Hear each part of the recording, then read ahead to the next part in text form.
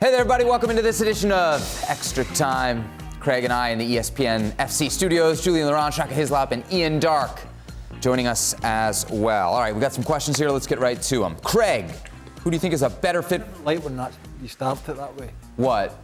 Just me starting it or Craig? Yeah. Okay. Who do you think is a better fit for Manchester United, Declan Rice or Frenkie de Jong? At the moment, I mean, they're both very good players. I would say Declan Rice. What's the Dynamic, tiebreaker? powerful midfielder, can get forward, can get the odd goal, but breaks the play up well, physically strong, tidy in possession. Hasn't got the talent levels of, whatever way you want to describe talent. Talent's, could be a talented defender or whatever.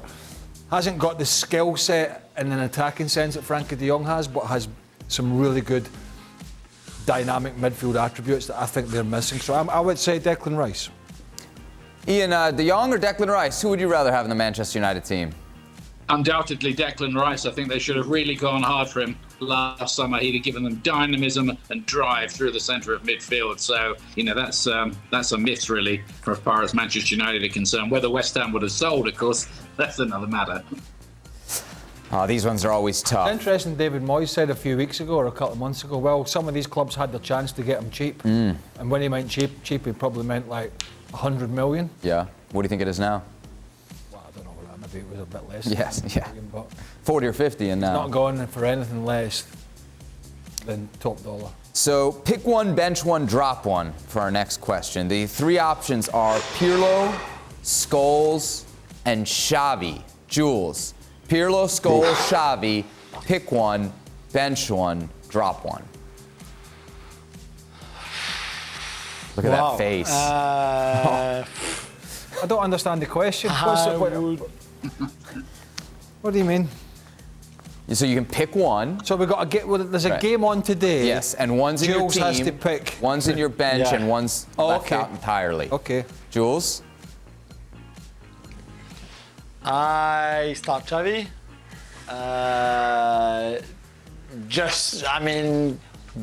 Because it's Xavi and because he was such an incredible maestro in one of the greatest team ever, if not the greatest team ever. That's really hard. Who you dropping? Who you dropping? I've made my mind up. I drop Pirlo because for no reason really, because I would not want to drop him and I bench Scores. Okay, so just to incense your Gab and Jules podcast co-host Gab Marcotti.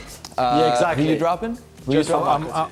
I'm exactly the same as Jules. I'm starting Xavi. I'm benching Scholes. Wow. Because he can do. Scholes is getting me goals and tackles and bookings, the whole shebang.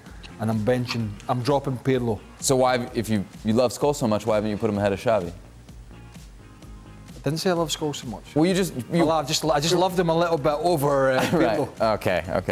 All right.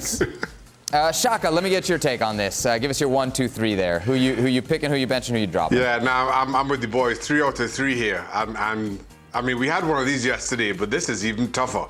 Not a lot between the three, but yeah, Xavi for what he was in what I think is club football's best team, certainly of any recent era, and Paul Scholes just because of what he could give you both sides of the ball.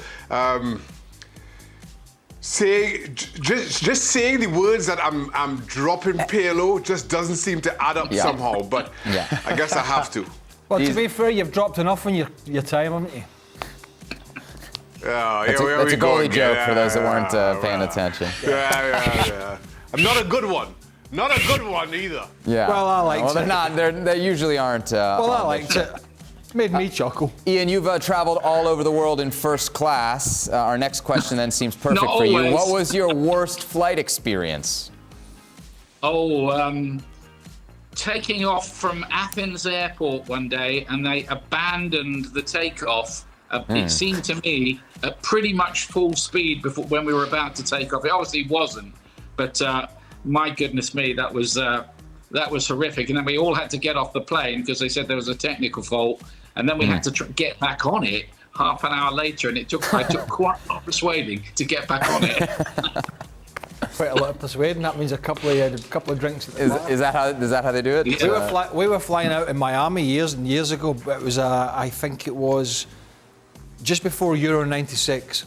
So we were over here preparing for that tournament with Scotland, and we were flying, as I say, out from Miami to London, and we were right at the back of the plane, so we were not in business. The Scottish Football Association would not pay for us to go in business, so we're right at the back, and they hit a storm before we were literally over the coastline of the States, got onto the Atlantic.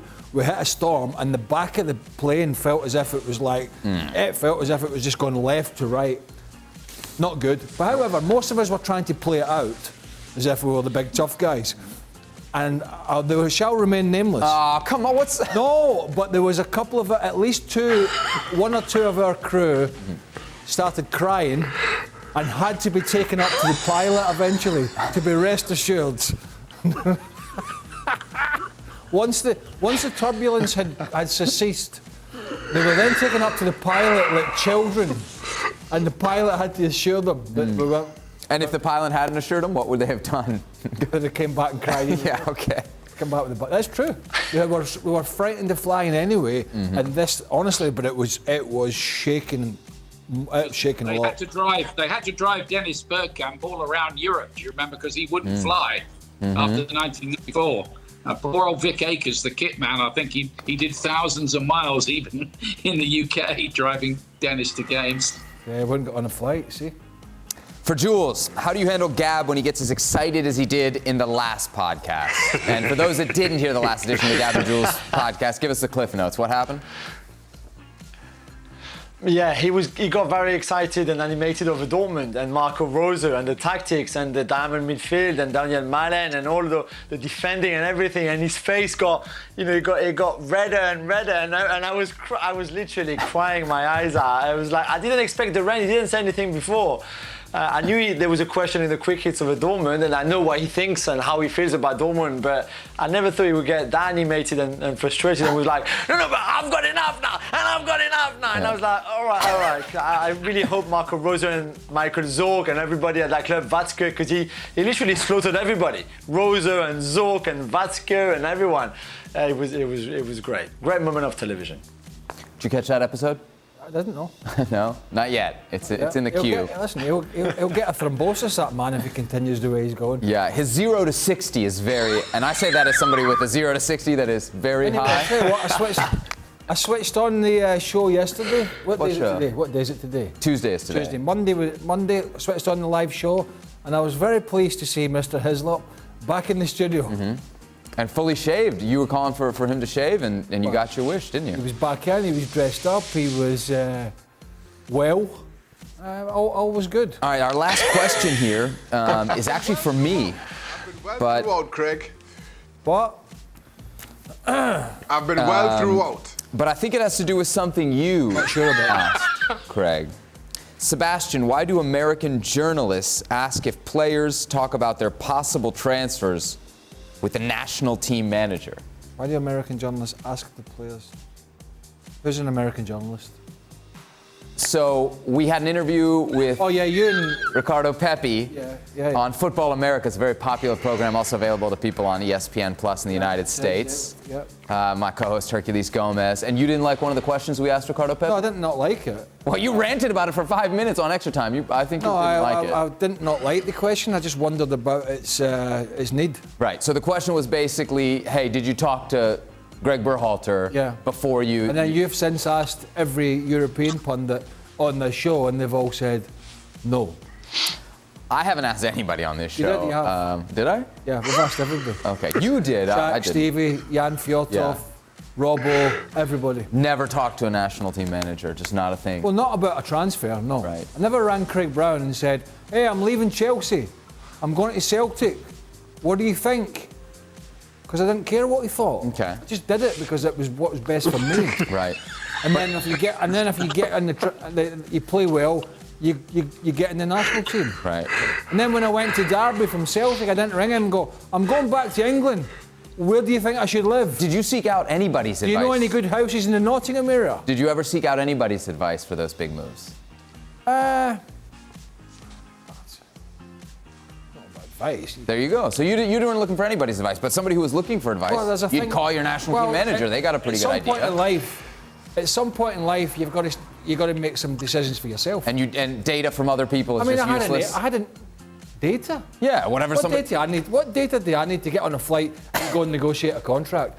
Of course, I had an agent. Of course, I had an agent. But as a player, I had to decide if it was right to move from London to Glasgow, and then right to move back to the Premier League to Derby at that time. I didn't need to ring my national team manager and ask him, why would I do that? Yeah. Different era. Jules, in your era, you ever heard of a player asking a national team manager what they thought about a club move?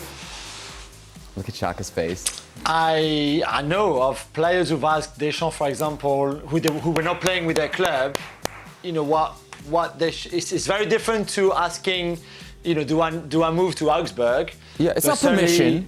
Yeah. Having the discussion with Deschamps, like, listen, I'm not playing, I want to go to the Euros in the summer. And of course, Deschamps would say, well, it'd be good for you to move then. Not giving an opinion on where he should go or could go, but certainly having that discussion of like Deschamps saying, I'm worried you're not playing enough. If you continue like this, I'm not going to pick you, kind of thing. No, and that's right, because I remember... that was kind of the context of that question. Because he's not going to have as much playing time at Augsburg as he was at Dallas. I was lucky enough I wasn't in that scenario, that I was playing, and that I knew I was going to play in the national team. But I remember Colin Hendry was... Colin Hendry, a centre-half who won the title with Blackburn Rovers and played at Man City, played at Rangers, blah, blah, blah. He was out of favour at Rangers, I think it was, and had been out of favour for a long time, and then he moved back to England. He wasn't playing, and we had some huge games coming up, and I know there was a lot of conversations because he was the Scotland captain at the time, and the Scotland captain wasn't playing for his club side. And he played in the double-header against England, the Euro qualifier, in 99-2000. He played in both games, but I guarantee you there was a lot of conversations between him and the manager about his fitness and what he needed to do going forward. That's different than ringing him up for permission. To Herc saying about a move. Okay. I'm not. Listen, you can do what you want. I'm just saying, why would you do it? Well, how about so we have these like really like hour-long. Is Greg Berhalter upset? If he's upset, he can come on the show. Oh, well, we'll have him on Football America's first, then here. What I would do is I'll invite you to our next production meeting before we have an interview, and you can help me make the questions up for the next interview. Perfect, great. I'll put you on the email for that. I'll give you the real reason. I don't get paid enough. You don't get paid enough to do production meetings. I just go straight in, bash, show, done. I've been wearing the same shirt for 3 days. He's complaining he doesn't get paid enough. All right, that's it for this edition. I get paid well. I don't get paid enough for production meetings. Got it. You've got to draw the line somewhere. Yes. I'm glad you're focused on that work-life balance. Good for you. All right, so we'll be back throughout the week here on ESPN FC with Shaka chuckling in the background. Production meetings? Not for you, apparently. I hear they don't pay you enough. That'll be quick.